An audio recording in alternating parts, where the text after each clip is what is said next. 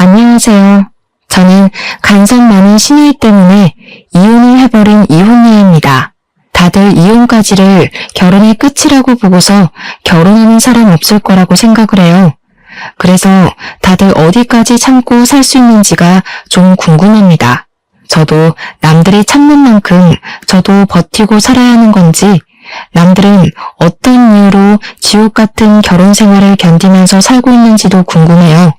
저는 인사말에 말씀드렸다시피 간섭 때문에 이혼을 선택한 경우입니다. 제 주변에서 종종 간섭, 그까짓것 결혼을 하면 당연히 감수해야 할 부분이라고, 그런 것도 모르고 결혼을 했냐는 말을 하는 어른들이 있어요. 저는 솔직히 결혼이 뭔지 잘 모르고 결혼한 거 맞습니다. 그래서 제가 뭘 배우고 익혀서 결혼을 해야 했던 건지도 잘 몰랐어요.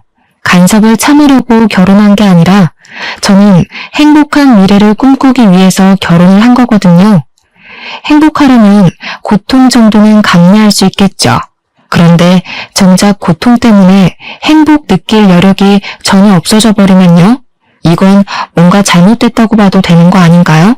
간섭이란 건 친가족한테 들어도 스트레스가 되는데 처음부터 경계심을 갖고 마주해야 되는 시댁에서 간섭이 오잖아요? 그거 그야말로 천인공노할 일과도 같습니다. 저만 이런 거 아니라고 봐요. 제게는 가족 관계가 아주 화목한 집에서 자란 남편이 있는데요. 한 사람을 만나기 전에 그 집안의 분위기를 잘 파악하라는 말이 도는 것도 그만큼 집안 배경이 한 사람이 성장하는 과정에서 아주 치명적인 영향을 준다는 거잖아요. 그래서 저도 저와 결혼할 남자는 집안이 가정적이고 화목했으면 좋겠다고 생각을 했었어요. 그런데 결혼 인사를 가서 처음 마주한 시댁은 삭막한 저희 집안보다 너무 따뜻하고 웃음이 많은 곳이더라고요. 부모는 부모라서 자식을 위하고 자식은 자식이라서 부모를 위하는 성인군자 같은 집안을 저는 남편 덕에 처음 보게 되었습니다. 시부모를 처음 만난 자리에서는 시무가 없었어요. 단란하게 넷이서 식사를 하면서 남편이 어떻게 자라왔는지, 얼마나 정이 가득한 집안인지를 듣는 시간을 가졌었습니다.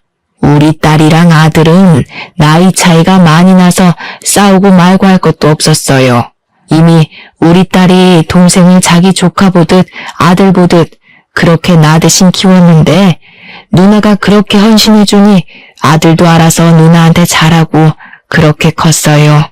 나랑 우리 바깥 양반은 아무것도 한 게 없었을 정도라니까. 애들이 알아서 잘 커주니 얼마나 고마운지 몰라요. 지금도 남매끼리 우애가 깊어서 어디 가서 이런 소리 자랑하면 다들 놀라더라고. 여자 남자 형제는 다 큰 성인이 되면 서로 얼굴도 잘 안 보고 산다고 하던데, 그런 집안에 비하면 우리 집안이 유별나긴 해요. 그래도 피를 나눈 혈육인데 서로 안 보고 살면 얼마나 아쉬운 일이겠어요. 당연하지. 같이 자란 가족인데 안 보고 살면 되나? 더군다나 누나가 나한테 좋은 특별한 사람이야? 물론 나랑 누나를 이렇게 잘 키워준 부모님 덕분이 크긴 하지만 어쨌든 우리처럼 이렇게 사이좋은 가정도 드물더라고. 이래서 집의 어른들이 자식들한테 본보기가 잘 되어야 하나 봐. 우리 엄마 아빠처럼. 남편한테는 남편보다 나이 9살 많은 누나가 하나 있습니다. 그러니까 저한테는 시누인 거죠. 시부모 말로는 시누가 평소 남편을 키우다시피 자랐다고 합니다. 실제 남편은 시부모의 사랑보다 시누의 사랑을 더 크게 느꼈다고 했어요. 초등학교 때까지만 해도 다들 부모님 찾을 때 남편은 시누를 찾으며 시누에게 학교 행사 참여를 원했다고 했고, 사춘기 땐 자기 부모랑은 말을 안 섞어도 시누만큼은 남편의 해결사 같은 존재였다고 했습니다. 시누가 거의 제2의 엄마라고 해도 될 정도였다고 하네요. 그리고 듣자 하니 남편 생일마다 시누가 아주 통 크게 선물하기까지 했더라고요. 남편이 학생일 때는 브랜드 명품 시계 등을 흔쾌히 사줬고, 남편이 사회인 되고 나서는 차, 전세 오피스텔, 지갑 등을 선물한 걸로 들었습니다. 남편은 신우랑 나이 차이가 있다 보니까 학생 때 용돈이 없어 본 적이 없었대요. 자기 또래들이 한 달에 5만 원 받을 때 자기는 2배 이상을 받는 입장이었다고 합니다. 남편도 신우가 주는 마음을 알아서 늘 자기 누나한테 감사하며 살고 있다고 저랑 연애할 때 얘기한 적이 있었어요. 그렇게 시댁에서 가장 어화동동 소중하게 키워준 자식 제 남편이었습니다. 솔직히 너무 좋아 보였습니다. 부럽기도 했어요. 저는 형제자매가 없었음에도 불구하고 부모님이 맞벌이라서 저 혼자 집에 있는 경우가 더 많았거든요. 시부모는 남편이 사랑으로 키운 만큼 제게도 다정한 태도를 보여주셨습니다. 그래서 인사하러 간 자리에서 저도 모르게 제 있는 그대로의 모습을 많이 보이기도 했어요. 제가 남편 앞에서도 저의 내숭기 없는 모습을 저절로 드러내곤 했는데 이런 다복한 가정에서 자란 남편의 곁이 아무래도 제게 편안함을 주었다는 걸 깨닫기도 한 날이었습니다. 남편이 집안을 보고 나니 남편과의 결혼은 더 이상 고민할 게 없는 문제가 되었어요. 우리는 상견례까지 걱정 없이 진행이 되었고 아주 만족스러운 식을 올렸습니다. 그때까지만 해도 신우의 존재는 제게 그저 하나 있는 형님, 그 이상도 이하도 아니었어요. 하지만 신우와의 문제는 결혼을 하고 나서부터 터졌다는 거죠. 남편과 저는 서로에 대한 마음의 크기가 눈에 보이는 케이스였는데요. 초반에는 남편이 저를 좀 더 많이 좋아하는 게 티가 났었습니다. 저희가 결혼을 허락받을 때만 해도 시부모는 자기 아들이 좋다고 하는 사람에게 장가를 보낼 생각이었다고 저를 좋아해 주셨고 신우는 얼굴을 잘 못 본 것도 있었지만 당시 크게 두드러지는 반응은 없었습니다. 이제 와서 다시 생각해보면 신우가 무반응이었던 이유는 자기 동생과 갈등을 만들고 싶지 않아서 자기 동생의 뜻을 거스르지 못했던 것 같네요. 어쨌든 남편은 제게 푹 빠진 후로 점차 시댁을 소홀히 하기 시작했었어요. 그건 결혼을 하고 신혼 때에 좀 심했습니다.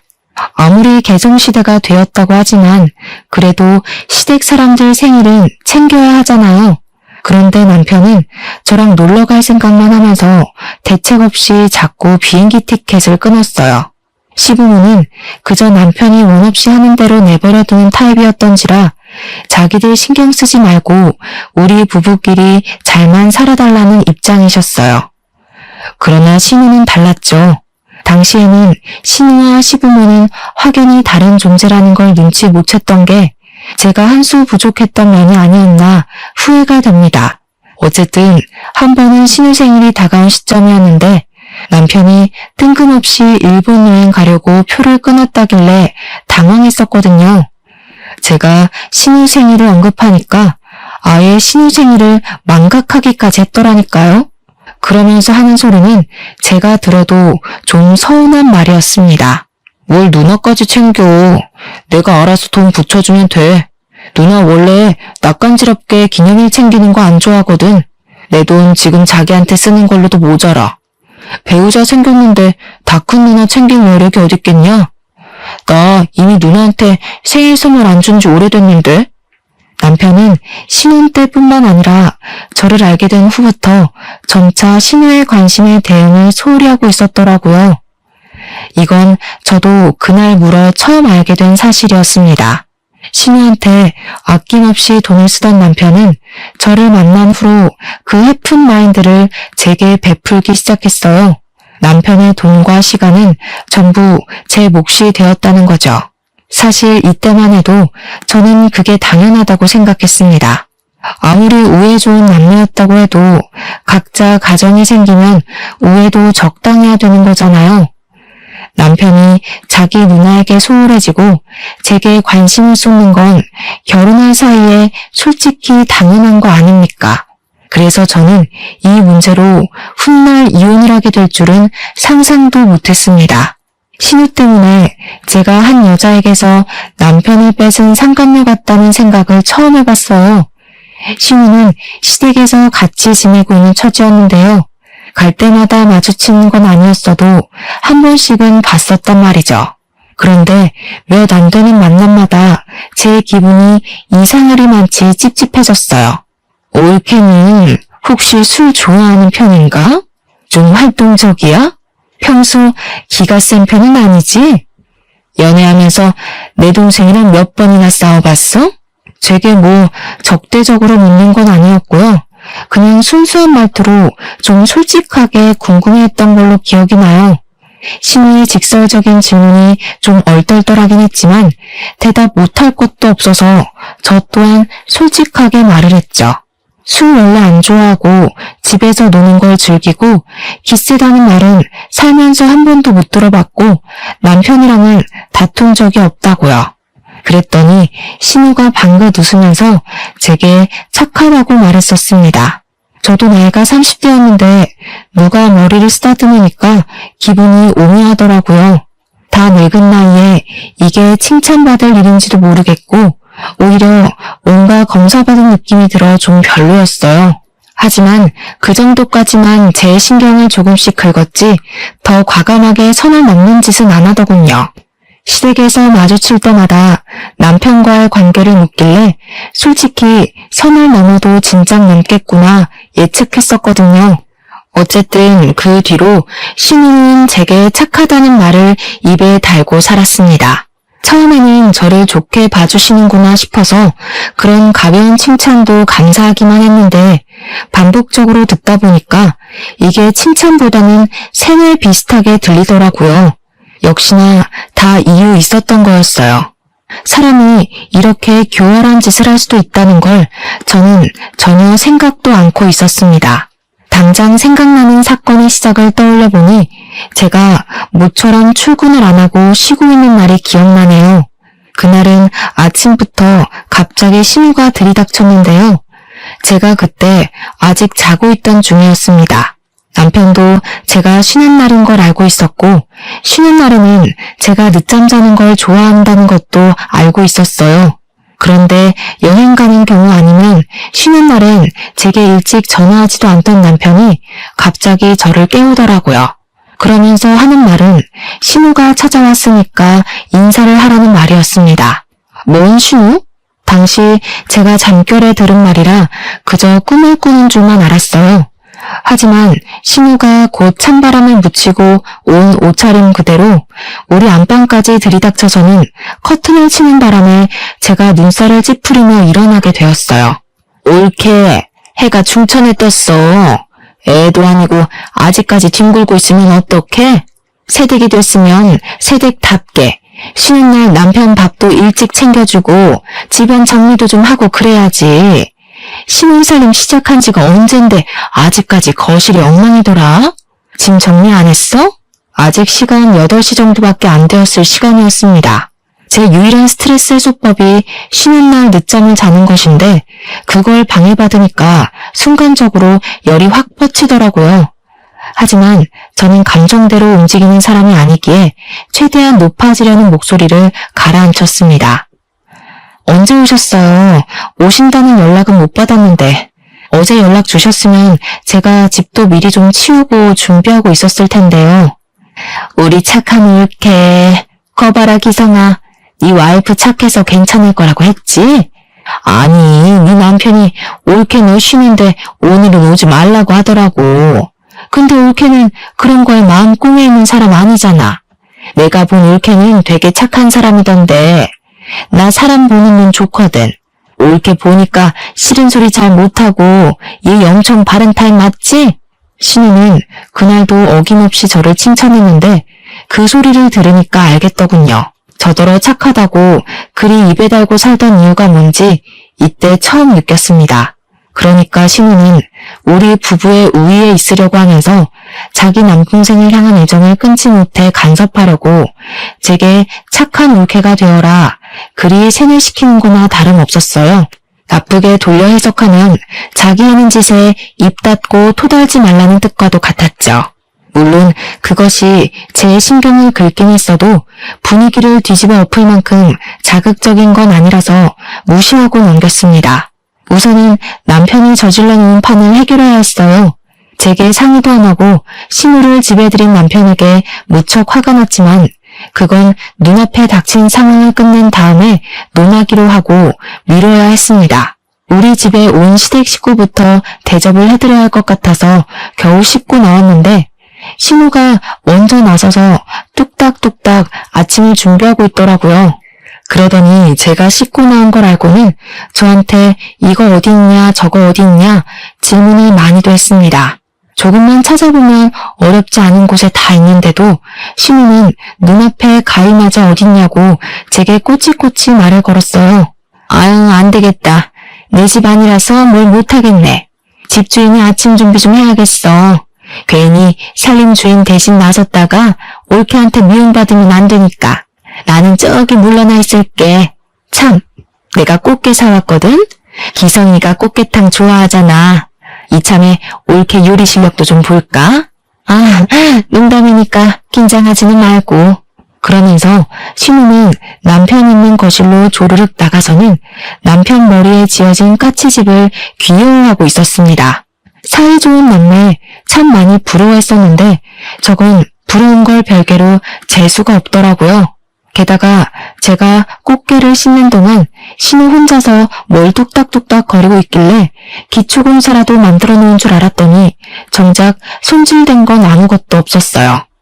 황당해서 남편이랑 신우 있는 곳을 몇 번이나 돌아봤더니 남편이 앉아서 제 눈치를 좀 보더라고요. 남편은 저를 하도 많이 관찰한 사람이었던지라 제 눈썹이 올라가기만 해도 제가 무슨 기분을 느끼고 있는지 다 아는 사람입니다. 아니나 다를까 제가 지금 굉장히 불쾌한 상태라는 걸 남편이 눈치챈 것 같더라고요. 저한테 오려는 남편이 엉덩이를 떼는 걸 봤는데 신우가 갑자기 남편한테 용돈을 주는 바람에 다시 엉덩이를 붙여안게 되었습니다. 신우는 남편에게 30만 원 가량을 주면서 올케랑 옷 한 벌 해입으라고 선심을 보이고 있었어요. 솔직히 이제 와서 하는 말이지만 30만 원으로 성인 남녀 옷 한 벌씩 사입으라는 거 저만 웃긴가요? 굉장히 대단한 용돈을 주는 것처럼 당당하게 봉투를 건네길래 저는 우리끼리 브랜드 점퍼나 하나씩 사입으라고 돈 좀 꽤나 주는 줄 알았습니다. 30만 원이면 그냥 보세요 사라는 거예요. 차라리 그 돈으로 맛있는 거 사 먹으라고 했다면 그 30만 원의 가치가 좀 더 높게 보였을지 모르겠네요. 어쨌든 신우는 올 때마다 남편한테 소액의 돈을 찔끔찔끔 챙겨주었는데요. 아마 그걸 빌미로 더 자기 마음대로 하려는 낌새가 좀 보였어요. 자기가 돈을 주는 물주이니까 알아서 굽신거리라든지 자기가 우리 부부에게 투자를 해주고 있으니 참견할 만한 자격이 있다는 식이던지 말입니다. 그리고 신우는 돈을 줄 때 항상 제가 듣는 곳에서 말은 올케랑 같이 써 했지만 정작 뒤이어 붙이는 말들을 들으면 결국 그 돈은 전부 자기 동생한테 바치는 뇌물 같은 거였어요. 너 지난번에 차 수리해야 된다고 하지 않았어? 차 유지비가 돈 많이 들잖아. 거기 보탰어. 아니면 이번에 남자 신발 좋은 거 많이 나왔더라. 이참에 하나 사던지. 이런 식으로 남편 혼자서만 돈을 쓰도록 그 목적을 만들어주면서 용돈을 건넸습니다. 저야 뭐 더럽고 치사해서 그 돈이 욕심났던 적은 딱히 없었는데 신우의 은근한 여우짓이 눈앞에 보이니까 이게 스트레스가 되더라고요. 그 뒤로도 신우는 계속 우리 집을 출석하듯 찾아왔습니다. 남편은 처음엔 제 눈치를 보다가도 나중에는 당연하다는 듯 신우를 받아들였어요. 어떤 날에는 제가 집에 없는데도 남편이랑 신우 둘이서 우리 신혼집을 떡하니 차지해 영화를 보고 있는 게 아니겠어요? 그건 좀 아닌 것 같아서 신우가 집으로 돌아가고 남편한테 신우 문제에 대해서 얘기를 꺼낸 적 있었는데요. 솔직히 형님, 지금 선 넘고 있는 거야. 여보 잘 좀 생각해. 여기 당신 가족집 아니고 나랑 둘이 사는 신혼집이야. 내가 없는데 둘이 들어앉아서 시시덕거리고 있는 게 말이 돼? 야, 말이 좀 서운하다. 이 집 우리 누나가 해준 거 잊었어? 그리고 누나가 우리 같이 좋은 거 먹으러 가라고 또 용돈 주고 갔어.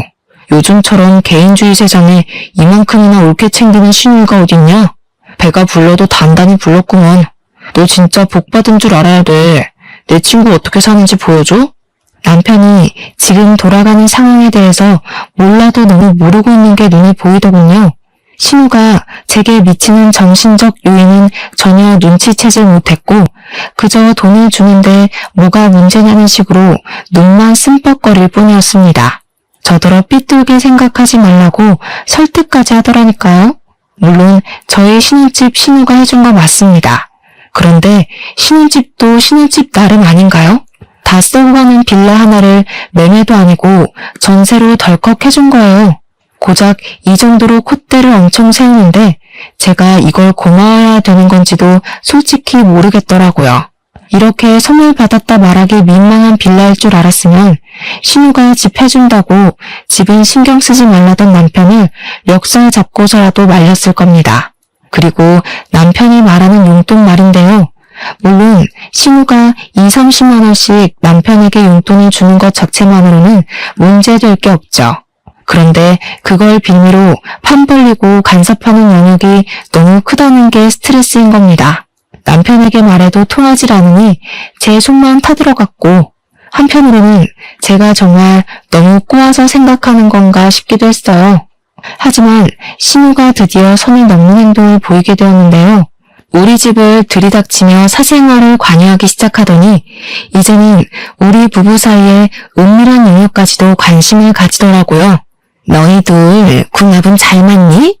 그런 거 안 맞으면 한쪽이 바람나. 아직은 피임해야 되는 거 알지? 내 동생 기반 좀 서면 애 낳는 게 좋을 것 같아. 너희 일주일에 몇 번 하니? 건강한 관계는 주에 한 번 하는 게 좋다던데. 내 동생 피곤할 테니까 달에 한 번으로 줄이자. 그렇잖아도 신우 행실에 작게 스트레스가 쌓여가고 있었는데 이런 사사로운 영역까지 신우의 간섭이 닿으니까 더 쉽게 예민해지더라고요.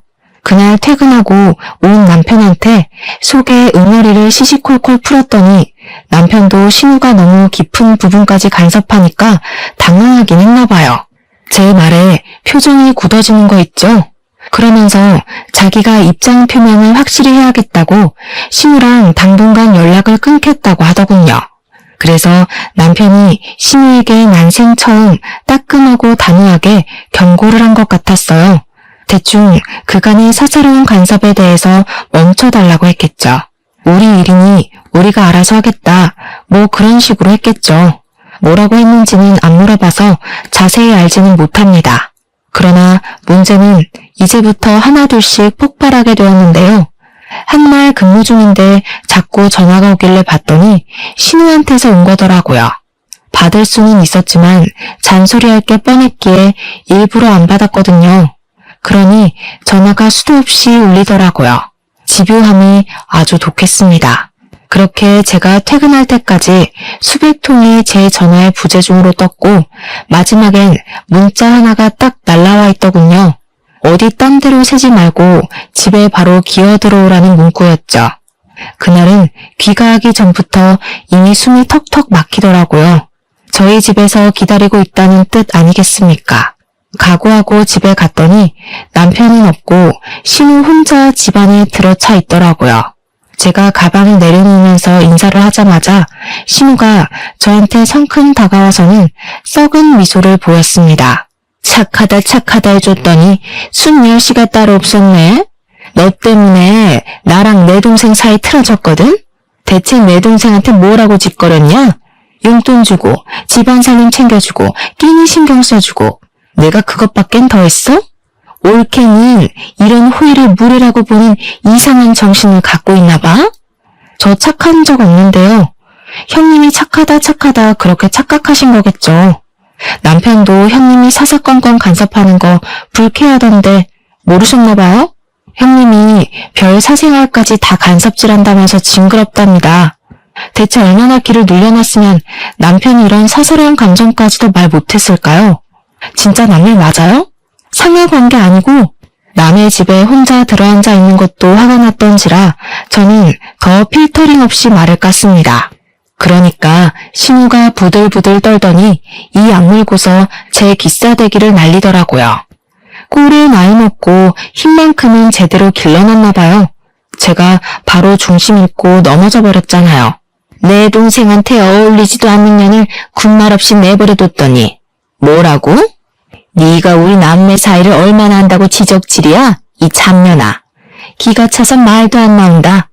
너 내 동생이랑 갈라설 준비해라. 그러고 신우는 제 대꾸를 들을 생각도 없이 집을 쌩 나가버리더군요. 그럼 저는 신우에게 못 푼 화를 그날 퇴근하고 온 남편을 붙잡아 또 불같이 따졌습니다. 그러니 이제는 남편 말이 자기도 내 불평 들어주기 지친다고 짜증을 내는 게 아니겠습니까? 솔직히 나는 누나랑 문제없이 잘만 지냈잖아. 그럼 네가 이상한 거 아니야? 누나가 뭐 틀린 말 했어? 용돈 준 거 맞고 우리 맞벌이 하니까 끼니 신경 써주는 것도 고마운 거고 살림살이 신경 써야 될 마누라가 바깥을 놔두니까 누나가 대신해서 관리해주겠다는데 뭐가 그렇게 불만이야? 오히려 네가 누나한테 고맙다고 돈을 줘도 시원찮을 판이거든? 등신 같은 놈. 지 누나 치마 폭에 가려서 앞 못 보는 줄도 모르네. 다 큰 새끼가 누나한테 우쭈쭈 받는 걸 사해주는 거라고 생각하고. 진짜 우습다. 형제 자매 없는 게 이렇게 서러운 적은 또 처음이야. 있었다면 네가 이 잡치는 내 기분을 괜히 똥만큼이라도 느껴봤겠지? 집안 화목한 거랑 애정 과잉은 다른 건데 내가 널 잘못 봐도 한참을 잘못 봤다. 말 다 했냐? 누나가 너랑 갈라서라는 거 겨우 비니 맞춰서 달래놨더니 말 그딴 식으로밖에 못해? 내가 평소에도 너 때문에 누나 앞에서 얼마나 곤란한지 알아? 나한테 누나는 부모님이나 다름없는 존재라고 했잖아.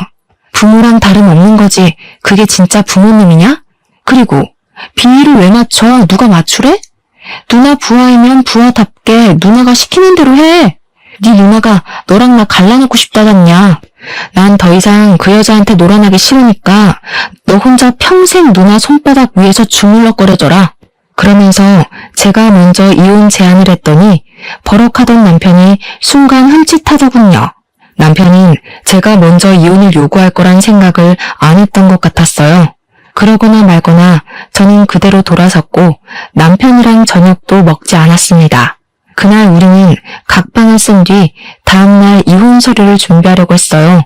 그런데 참 고맙게도 신우가 아침 일찍 출석해서 우리 집 초인종을 눌러주더라고요.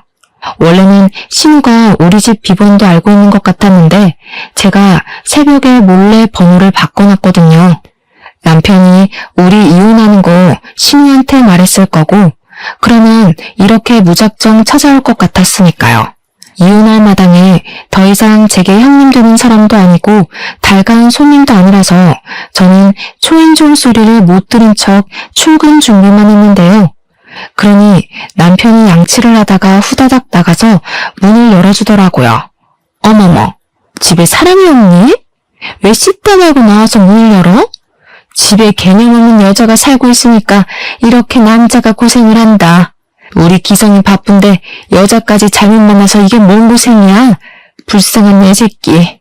남자가 대문 열면 안 되는 법이 신우만의 법전에는 있나 봅니다. 어쨌든 신우가 아침 대바람부터 찾아온 이유는 역시 저희 이혼 때문이었어요. 고맙게도 직접 이혼 서류를 챙겨왔더라고요. 굳이 제 수고를 들이지 않아도 되었잖아요. 그 친절함에 감동해 눈물이 날 뻔했습니다. 신우는 오자마자 합의 이혼을 하고 이래라 저래라 또 명령질을 하기 시작했는데요. 내용이고 뭐고를 떠나서 목소리가 그냥 진짜 듣기 싫었어요. 근데 남편은 역시나 누나 말이 법이라고 보는 사람이라 신우가 시키는 대로 도장을 찾아오고 볼펜을 찾아오고 아주 충성스러웠습니다. 그 모습을 지켜보는데 그동안 제가 남자랑 산 건지 남아랑 산 건지 헷갈리더군요. 뭐 그러거나 말거나 저는 일단 출근이 바빠서 준비만 하고 있었어요. 그러니 신우가 그런 저를 얌전히 내버려뒀을 리 있겠습니까? 올케? 아, 이제 올케도 아니지. 야, 귓구멍 막혔니? 와서 도장 찍으라잖아. 왜? 이제야 네가 뭘 좀 잘못했다는 생각이 들어? 이혼 못하겠니? 그럼 머리 받고 용서 좀 빌어보던가. 네 진심이 얼마나 전해지느냐에 따라 내가 이 이혼 없던 걸로 해줄 수도 있어. 신우 목적은 사실 이혼이 아니라 저거였던 듯 싶었습니다. 저를 끝내 무릎 꿇리고 싶었나 봐요. 기센 척하면서 어떻게든 제 우위에 있으려고 사족을 다하는 신우를 보니 제 눈에는 그저 신우가 일진놀이하는 고등학생으로밖에 안 보이더군요. 그래서 저도 신우가 좋아하는 찰떡선이 없는 화법으로 대답을 해주며 신발을 신었습니다. 네, 제 귓구멍이 꽉 막혀서 뭐라고 씨부리는지 모르겠네요. 이제 내 신우도 아니고 그냥 할 일 없는 아줌마 같은데 내가 왜 아줌마 말을 들어야 되죠? 퇴근하고 나서 도장 찍을 테니까 그만 깝죽거리고 거기 두고 가세요. 그러고는 그대로 나와버렸더니 문 밖으로 신우가 비명을 지르는 게 들렸습니다. 악에 받쳐서 소리를 지르던데 목청 한번 좋더라고요. 또 하나는 남편의 다급한 목소리까지 겹쳐 들렸는데 대충 엿들어보니까 신우가 시키는 대로 하면 제가 꼬리 내리고 얌전히 고개를 숙일 줄 알았던 것 같았어요. 아 뭐야, 와이프가 꼼짝도 안 하잖아. 누나가 이렇게 하면 다 된다며. 나 이혼까지 하기 싫단 말이야. 퇴근하고 도장 찍겠다는데 이제 어떡할 거야? 그렇게 사이좋던 남매가 투닥거리는 걸 밖에서 엿들으니까 속이 꽤 시원하더라고요. 어쨌든 퇴근하고 돌아와서 좀 조용한 분위기에 도장을 찍어야지 생각하고 있었는데요. 제가 신우에 대해서 간과한 게 하나 있었더라고요. 신우가 어마어마한 쌍년이라는 걸 잠시 망각했던 겁니다. 퇴근하고 집에 들어갔더니 신우가 출근 전에 봤던 그 몰골 그대로 집에도 안 가고 기다리고 있는 거 아니겠습니까? 근데 황당한 건 제 짐을 전부 신발장으로 다 내던져 놨더라고요. 옷은 여기저기 짓밟혀서 더러워진 상태였고 화장품도 반 이상은 깨져 있었습니다. 신우는 제가 그 꼴을 보고 단단히 충격을 먹었을 거라고 생각했나 봐요. 저를 업신여기며 제 반응을 지켜보는 표정이 딱 그렇게 설명을 해주더라고요. 그 옆에서 남편은 그저 저를 흘겨보고 있었는데 그게 저한테 초조하거나 미안하다는 얼굴은 절대 아니었어요. 약간 꼴 좋다? 그럴 줄 알았다? 그런 느낌으로 저를 가소롭게 보고 있었습니다. 일단은 끝까지 자기 누나를 믿고 신우가 시키는 대로 할 생각인가 봅니다. 야, 이 집 내가 해준 거 알지? 너한텐 딱히 아쉬울 거 없을 거야. 이번 기회에 사람이 주제를 모르면 어떻게 되는지 느꼈길 바래. 그 쓰레기 들고 당장 내 집에서 꺼져. 그래요. 안 그래도 사준 사람의 손때가 묻은 집이라 그런지 구린내가 장난 아니었어요. 능력 좋은 척 할 거면 저기 강남 아파트 정도는 해줄 것이지. 겨우 서울 변두리에 빌라 하나 해줘놓고 돈 많은 척은 너무하셨어요. 해주고도 욕먹는 게 딱 이 경우인데.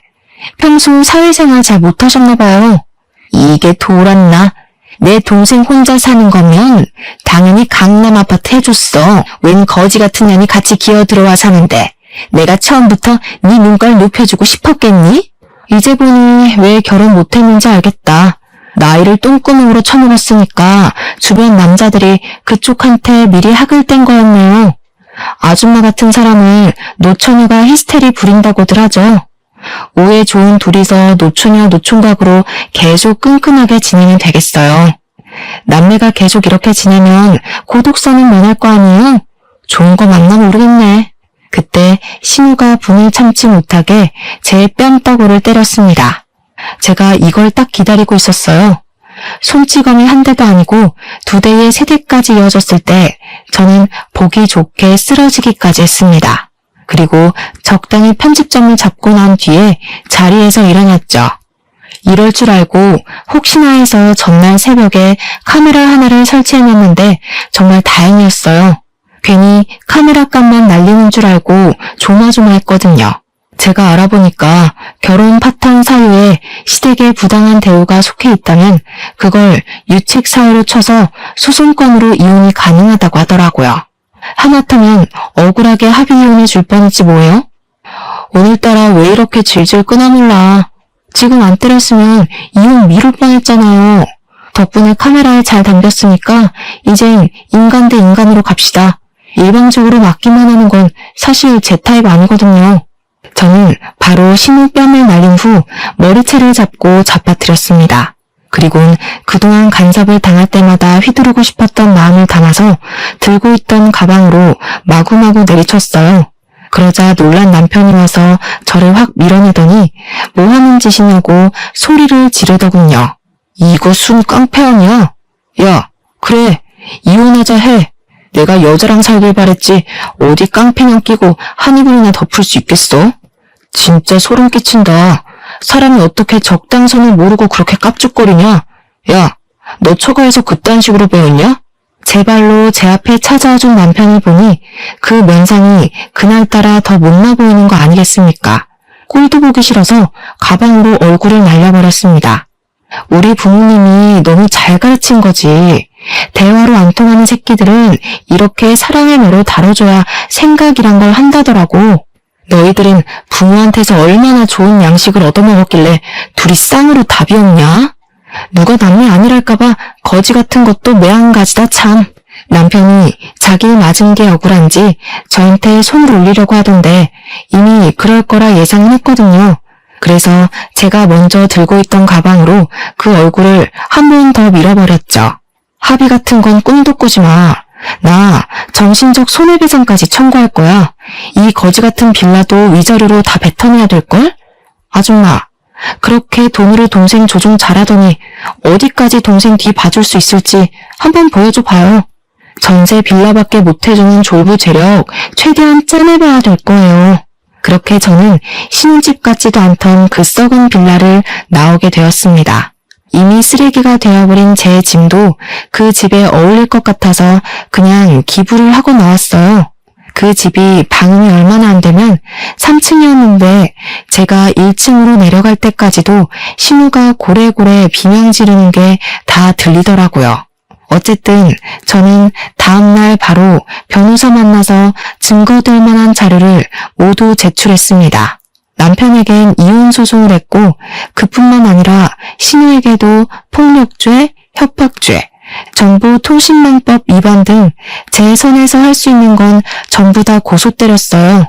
시댁의 가장은 신우였는데 남편 차도 할부로 사준 주제에 얼마 안 되는 돈으로 얼마나 자부심을 부릴 수 있을지 좀 궁금하긴 하더라고요. 아니나 다를까 제 궁금증을 친히 풀어주려고 시부모께서 나서주신 거 아니겠습니까? 늘 남편 하고 싶은 대로 하고 살도록 손을 놓고 있었다는데 제가 보기엔 손을 놓았다기보단 전적으로 신우한테 남편 관리를 맡겨놓은 것 같았어요. 저희가 이혼을 한다고 했을 때도 신우만 난리를 부렸지 시부모 쪽에서는 별다른 반응이 없었거든요. 그런데 신우로 해결이 도둑 나버리니까 시부모가 뒤늦게야 나설 모양이더라고요. 제가 결혼 생활 내내 본 적 없던 시부모의 실체를 이혼하고 나서야 알게 된 게 얼마나 다행인지 몰라요. 괜히 그 나물에 그 밥이라는 말이 나오는 게 아닌가 봐요. 신우랑 남편 같은 자식이 만들어지려면 그렇게 자원을 주는 부모가 있어야 가능했을 거잖아요. 어쩜 한부모 자식 하는 짓이 그리도 똑같은 건지. 한날 시부모가 제가 어디 살고 있는지 모르니까 제 근무지를 찾아왔나 보더라고요. 제가 퇴근해서 주차장에 갔을 때 아주 기가 막힌 장면을 봤어요. 다 끝난 줄 알았던 골칫거리가 눈앞에 또 재발하니 겨우 털어낼 스트레스마저 다시 들끓는 느낌이었습니다. 시부모가 윤쾌도 제 차를 찾아내 장난질을 해놨더라고요. 제 하얀색인데 아주 색깔별로 라카치를 예쁘게도 해놨지 뭡니까. 차에 그려진 낙서는 온통 돈에 눈이 멀어서 남편을 벌었네. 예우도 모르는 년, 이혼녀 꼴로 얼마나 잘 먹고 잘 사는지 보자 등등 자기 아들과 갈라선 것에 대한 원망이 한가득 적혀 있었습니다. 그리고 바퀴도 2개나 펑크나 있었고요. 그걸 사진으로 다 찍으면서도 기가 차서 계속 웃음이 나왔어요. 주위에서 사람들이 저를 힐끗거렸었는데 저는 원래 주변 시선에 둔감한 편이라 딱히 쪽팔린 건 없었습니다. 다만 수리비가 꽤 나오겠다는 것과 당장 차를 못 타게 생겼다는 짜증이 확 치밀었죠. 당연히 수리비는 제가 감당할 생각 추호도 없었습니다. 다행히도 시부모가 멍청했기에 일은 쉽게 해결되었어요. 시부모가 며느리 마지막 배웅하는 길에 보너스라도 챙겨주고 싶었나 봐요. 이렇게 깜짝 범죄를 저질러 주시니 말이죠. 블랙박스에 고스란히 찍힌 증거물 때문에 경찰에 신고를 하더라도 경찰이 수고스럽게 범인을 찾을 필요도 없어서 더없이 좋은 선물이었습니다. 그 자리에서 신고는 신고대로 했고 저는 스프레이 냄새 가득 나는 차 안에서 시부모한테 전화를 걸어봤어요. 시부모가 저를 기다렸는지 제 전화를 받자마자 성명을 키우더라고요. 어디서 이런 속물에 찌든 애가 우리 집에 들어와서는 내 아들을 망쳐? 네가 감히 내 자식들한테 손을 댔다면서? 내 새끼들 나도 훈육 한번 해본 적이 없는 귀한 자식이야. 착고락선이 봤지? 당장 고소 취하 안 하면 그게 겨우 시작인 줄 알아야 될 거다. 네, 그러세요. 고소 취하는 안 할 생각이니까 더 해보시라고요. 제 차 생각보다 손 많이 보셨던데 똥 싸지르기만 할 줄 알지 치울 줄 몰라서 어떡해요? 저 방금 재물손괴죄로 신고하고 연락드리는 거예요. 이미 청구된 돈이 많아서 등골 빠졌을 텐데 제 차까지 해결하려면 당분간은 쌀밥에 간장만 찍어 드셔야겠어요. 뭐야? 우리가 너더러 내 자식들 갖고 놀라고 결혼시킨 줄 알아? 감히 어른까지 협박하고 말이야. 어디 신고해봐라. 우리라고 신고 못할 줄 아냐? 내 새끼들 건드린 죄값은 내가 평생 눈 감을 때까지 쫓아다니면서 치르게 할 거야. 그렇게 아끼는 자식들인데 발목을 더 붙잡으시면 어떡해요. 그러니까 생각을 하시고 일을 저질렀어야죠. 다 늙어서 유치하게 낙서가 뭡니까 낙서가. 제가 경찰한테 친히 그쪽 집 주소 알려줘서 곧 찾아갈 거예요. 옷 따뜻하게 입으시고 자식들 손잡고서 경찰 선생님들 따라가세요. 화목한 가정에서 다 같이 건강하게 자란 식구들인 줄 알았는데 이렇게 부작용이 있을 수도 있다는 건 정말 몰랐습니다. 결혼하기 전에 시댁 방문을 많이 해봤더라면 제가 결혼이란 실수를 안 저질렀겠죠? 시부모가 자식을 너무 과잉 사랑하는 게 문제이긴 했지만 한편으로는 그게 장점이기도 했었는데요. 시부모가 자식의 뜻을 너무 존중해주는 덕에 저희 결혼 생활에 관심을 놓고 있었잖아요.